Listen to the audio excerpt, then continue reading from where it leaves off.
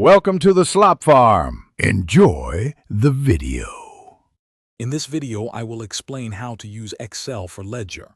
Start by opening a fresh Excel workbook. This will be the foundation for your easy ledger. Next, set up your essential columns: date, description, debit, credit, and balance. These 5 columns are crucial for tracking all your financial transactions.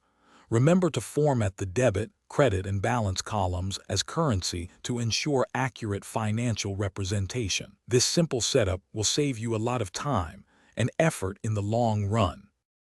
Now let's record your daily transactions. For every financial event, simply enter it on a new row. Be sure to include the date, a clear and concise description of the transaction, and the corresponding amount.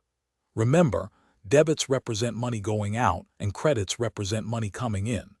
This clear distinction helps maintain an accurate financial record. Consistency here is key for a reliable ledger. Automating your balance is where Excel truly shines. In the first balance cell, enter a simple formula: previous balance plus credit minus debit. For example, if your previous balance is in cell E2 and your current credit and debit are in C3 and D3, the formula would be equals E2 plus C3 minus D3. Then, just drag this formula down the entire column. This ensures your balance updates automatically with every new entry, saving you from manual calculations. Regular review is vital for maintaining an accurate ledger.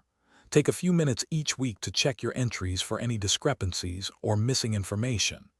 Excel's filter function can be incredibly helpful here, allowing you to quickly sort transactions by date, description, or amount. And of course, always remember to save your workbook frequently. This simple habit ensures your financial records are always up to date and secure. Thanks for watching. Consider subscribing if we helped you today.